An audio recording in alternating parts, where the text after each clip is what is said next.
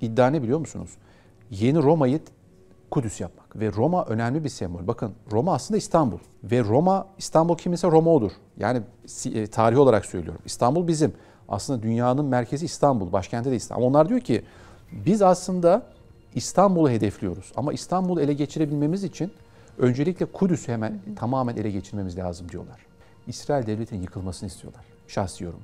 Çünkü onlar o küçük parçayı değil, büyük parçayı istiyor. İsrail devleti ne kadar bir devlet? Küçücük bir devlet. Ama biz bütün Mezopotamya'yı hükmetmek istiyoruz. Hocam hoş geldiniz. Hoş buldum Gülsüm Hanım, merhabalar.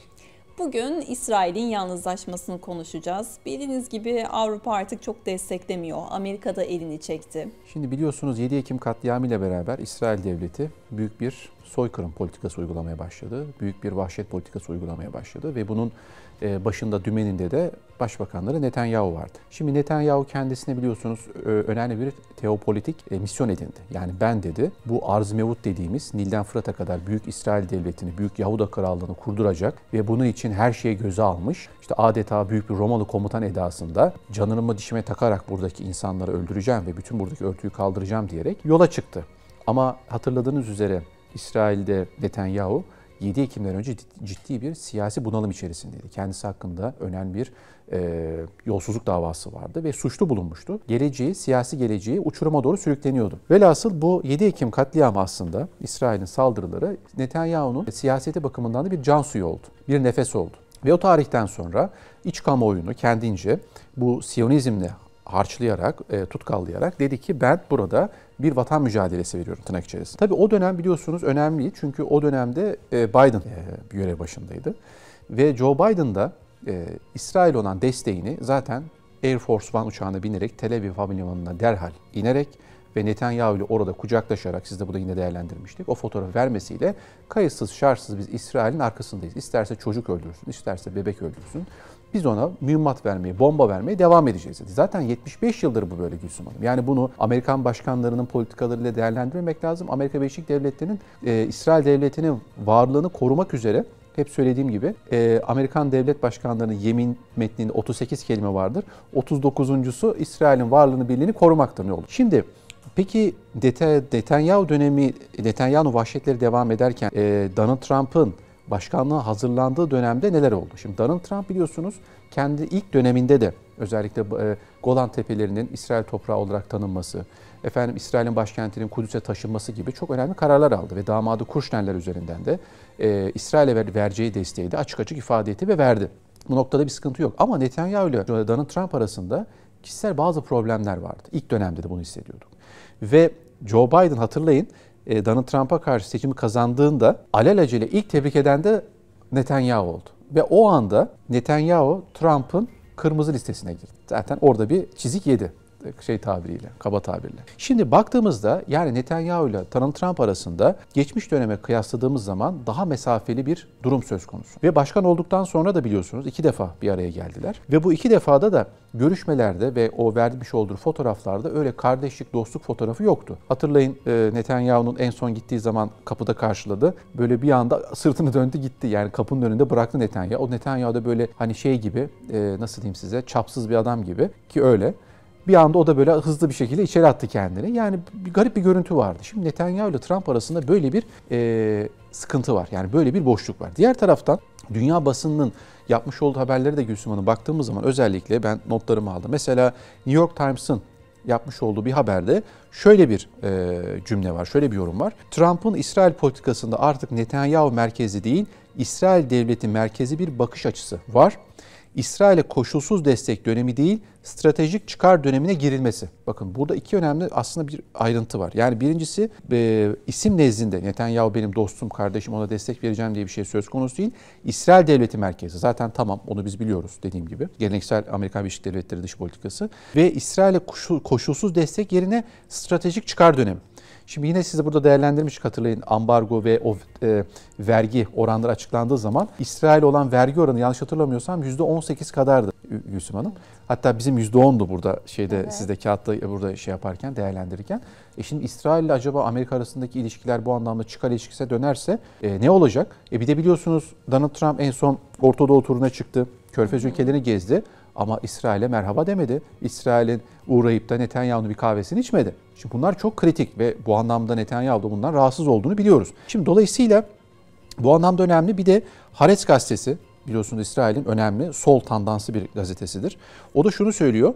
Netanyahu'nun iki görüşmesinde de soğuk karşılandığını söylüyor ve özellikle biraz evvel söylediğim gibi 6 Ocak kongre baskınından sonra Netanyahu'nun yani başkanlığı kazanması ve kongre baskının gerçekleşmesinden sonra Joe Biden'ı hemen tebrik etmesi de Trump nezdinde büyük kırgınlığa sebebiyet verdiğini, o kırgının hala devam ettiğini ifade ediyorlar. Mesela The Guardian gazetesi de şöyle bir yorum yapıyor. Trump artık Netanyahu'ya değil, İsrail içindeki alternatif liderlik yapılarına daha fazla değer veriyor. Şimdi dolayısıyla bunlara baktığımız zaman bu kişisel problemlerin Amerikan-İsrail ilişkilerine yansıdığını söylememiz çok da abartı olmayacaktır. Şimdi diğer taraftan baktığımızda Gülsüm Hanım, aslında Donald Trump'ın ikinci dönemi, yani sizle yine defalarca değerlendirdiğimiz konuların satır aralarında bundan bahsediyoruz. Para politika. Yani para paradigmayı belirler diyoruz ya. Ve Donald Trump da işte bu en son Orta Doğu ziyaretine çıktığında biliyorsunuz The New Yorker dergisi bir kapak yapmıştı. Uçağının, yani Air Force One'ın çıkış kapısına böyle acil, hani kapı açıldığı zaman acil durumlarda bir şişme merdiven açılıyor ya. O merdiven açılmış ve oradan Donald Trump paralarla kayarak iniyor, dolarlarla. Şimdi gerçekten baktığımızda 4 trilyon dolarlık bir anlaşma ve bunun 10-15 yıllık yansımasının da 10 trilyon dolara varacağı ifade ediliyor. Donald Trump'ın Körfez turunun ekonomik ayağının. Dolayısıyla bu ekonomik ayağının Trump döneminde öncelik verilmesi Netanyahu'yu ne kadar zorlayacak, ne kadar yalnızlaştıracak. Ve bunu şu anda da aslında Netanyahu iliklerine kadar hissediyor. Bir de şu var Gülsüm Hanım, Gazze Savaşı. Uluslararası meşruiyet bakımından, ki ben burada Türk medyasına gerçekten alkışlamak gerektiğini hep ifade ediyorum. Dezenformasyona ve monoinformasyona karşı ve Gazze hassasiyetinin dünyada bu kadar yayılmasında Türk medyasının bence çok büyük bir etkisi var. Ve bu algının genişlemesi de Netanyahu'yu bu anlamda daha nefessiz bıraktı uluslararası meşruiyet bakımından. Bir de tabii ki İrlanda, Norveç ve İspanya gibi ülkelerin Filistin devletini tanıma kararı alması bu katliamdan sonra Netanyahu bir şekilde daha köşeye sıkıştırdı. Ama şu var, İbrahim Anlaşmaları meselesi. Biliyorsunuz Donald Trump bu son gezisinde işte Ahmet Şaray'la da görüştü. İşte Prens Salman'la da görüştü. Sayın Cumhurbaşkanı telekonferansta katıldı biliyorsunuz görüşmeye. Ve orada bir şekilde Donald Trump İbrahim Anlaşmalarına geri dönülmesi noktasında baskı yapıyor. Yani İsrail ile ilişkilerinizi iyileştirin. Merak etmeyin, hani ben buradayım. Siz Netanyahu'ya bakmayın. O gidici, yeni bir başbakan gelecek, her şey daha güzel olacak gibi böyle yumuşatıcı, kozmetik cümleler kuruyor. Ama Donald Trump'ın Gazze hayalinin yeni bir Riviera dediği ve Gazze'yi bir turistik merkez, bir liman şehri haline getirerek Filistin anlayışını ve yeni Filistin yönetimini de idare edilebilir ve bu davadan yoksun bırakacak şekilde bir yapıya, bir temele oturtmak istiyor Gülsüm Hanım. Burada büyük bir tehlike var. Aldanmamak lazım. Barışalım, evet barışalım ama hangi şartlarla barışalım? Bir, işgal ettiğiniz topraklardan derhal geri çıkacaksınız. Hangi topraklar? 1967 sınırları öncesine döneceksiniz. Doğu Kudüs'ün başkenti olarak tanınmasını sağlayacaksınız. Gazze ablukasını kaldıracaksınız. Batı Şeria ve diğer bölgelerdeki katliamları, işgalleri durduracaksınız. Tutukluları, esirleri serbest bırakacaksınız. Ve Filistin devleti eşit egemen devlet olarak Birleşmiş Milletler'de eşit güçlü sandalyeye sahip olacak diğer devletler gibi. Dolayısıyla bunun karşılığında ancak barış olabileceğini muhakkak ifade etmemiz gerekiyor. Bir de tabii ki Donald Trump hani İsrail niye yalnızlaşıyor diye sorduğumuzda Netanyahu aslında bu yeni Orta Doğu modelinin jeoekonomik üzerinden yükselmesine de Netanyahu bir engel olarak, bir taş olarak görüyor. Çünkü Netanyahu sürekli teolojik ve teopolitik fay hatlarını tetikliyor ve o argümanlar üzerinden gidiyor. Ama Donald Trump diyor ki tamam ben de biliyorum bunun önemli olduğunu ama önce bir ekonomik birliktelik oluşturalım. Ondan sonra biz bunun icabına bakarız gibi açıklamalar yapıyor. Yani orada söylemler ve uygulamalar üzerinden büyük bir anlaşmazlığa girdiklerini ben düşünüyorum. Bir de Netanyahu'nun en büyük korkularından biri, eğer burada bir boşluk oluşursa, bir güç boşluğu oluşursa bu boşluğu Türkiye doldurur mu? Şimdi Suriye'nin toprak bütünlüğünün korunmasında ve Sayın Cumhurbaşkanı ile Şaran'ın en son görüşmesinde de ki Sayın MİT Başkanı İbrahim Kalın, Sayın Dışişleri Bakanı Hakan Fidan, yani ellerimiz üzerlerinde her anlamda. Ve yeni Suriye'nin inşasında bugün en büyük destekçilerden ve en büyük yüksek mimarlardan biri Türkiye. Ve bu mimari projede İsrail Türkiye'nin olmasını istemiyor. Ondan dolayı hep dediğimiz dürüziler üzerinden o Davut koridorunu bir şekilde açarak PKK'ya, YPG'ye kan akışı ve destek vermeye çalışıyor. Ama biz kuzeyden PKK'yı ve YPG'yi bitirdiğimiz için, artık bitirmeye de başladığımız için Suriye'nin doğusunda, Fırat'ın doğusunda o koridoru Irak'a bağlayamadığı için de büyük bir heyecan ve stres içerisinde. Çünkü Irak yönetimi ve Erbil yönetimi de köşeye sıkıştı. Yani çok ciddi bir satranç hamlesi yaptık ve onları arkadan kuşatmak suretiyle İsrail'i hareketsiz bıraktık. Netanyahu şu anda çıldırıyor. Ne yapacağını bilemiyor. Şimdi dolayısıyla artık Trump başkan oldu ama Netanyahu Trump'ın prensi değil, favorisi değil ve bu bağların zayıflamasıyla beraber de artık yalnız bir Tel Aviv tablosu karşımıza çıkıyor diyebiliriz. Peki hocam, bu yalnızlaşma geçici mi, yapısal mı, devam edecek mi? Yani bundan sonra İsrail'i yalnız mı göreceğiz? Şimdi Gülsüm Hanım, burada aceleye karar vermemek lazım. Yapmış olduğumuz yorumların hepsi konjonktürel yorumlar. Ama dediğim ya, bu işin anayasasının 1. maddesine Amerika Birleşik Devletleri İsrail arasındaki ilişkiler, iki ülkede birbirlerini desteklemek zorunda her anlamda. Çünkü İsrail Devleti 1948'den itibaren Amerika Birleşik Devletleri bölgedeki hava, kara ve deniz jandarma gücü. Şimdi bu jandarma gücü İsrail'in, Siyonist lobinin evangelistler üzerinden Amerika Birleşik Devletleri siyasetini ne kadar kontrol ettiğinde göz önünde bulundurursak, Donald Trump'ın ben Netanyahu ile anlaşamıyorum, anlaşabileceğim bir başbakan göreve gelsin diyerek İsrail'in iç siyasetini ne kadar dizayn edeceğini şu an kestirmek biraz zor. Ama söylediğimiz yalnızlaşma, artık Amerika kesinlikle arkadan bu desteği çekti demek, tabii ki bu çok iddialı bir cümle. Ama ben bir iddialı cümle söyleyeyim kendi açımdan. O büyük evangelizm dediğimiz, o büyük Siyonizm dediğimiz yapı ne istiyorlar biliyor musunuz aslında? İsrail devletinin yıkılmasını istiyorlar. Şahsi yorumum. Çünkü onlar o küçük parçayı değil, büyük parçayı istiyor. İsrail devleti ne kadar bir devlet? Küçücük bir devlet. Ama biz bütün Mezopotamya'yı hükmetmek istiyoruz. Ve o Mezopotamya'yı biz Kudüs merkezi hükmetmek istiyoruz. Yani bakın, buradaki teolojik iddia ne biliyor musunuz? Yeni Roma'yı Kudüs yapmak.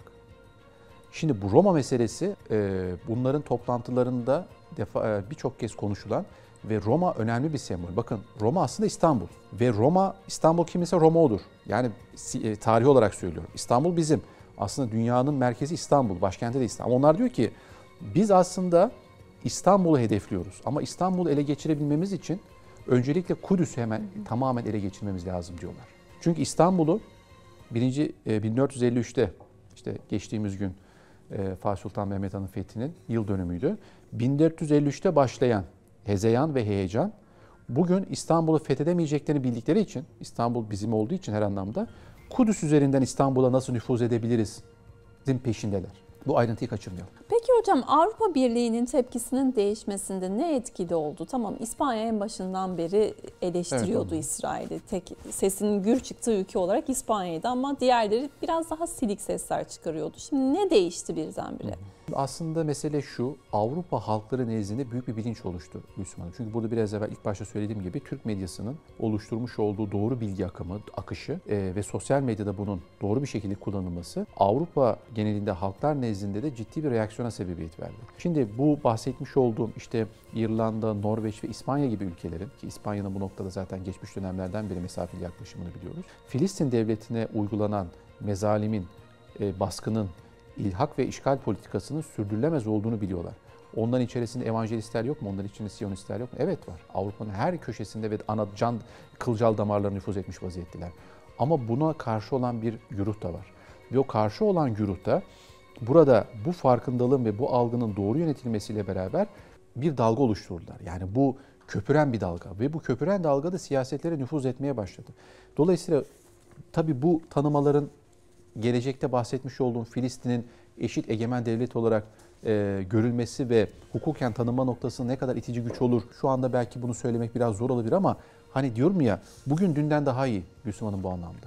Ve yarın da bugünden daha iyi olabilmesi için de bunun bütün dünyanın eski Latin Amerika ülkeleri de biliyorsunuz bu noktada çok büyük tepki ortaya koydu. Ama Birleşmiş Milletler Güvenlik Konseyi'nin 5 daimi üyesinin tabii hep Sayın Cumhurbaşkanı dediği gibi dünya 5'ten büyüktür dedi ya, ama Antalya Diplomasi Forumu'nda da şunu söylemişti. İnsanlık 5'ten büyüktür dedi. Ve insanlık 5'ten büyüktür derken de aslında Filistin'de yaşananların, oradaki mezalimin, oradaki katliamların o 5 ülkeden daha büyük olduğunu, oradaki insani dramın o 5 ülkenin menfaatlerinden daha büyük olduğunu aslında altını çizmiş oldu.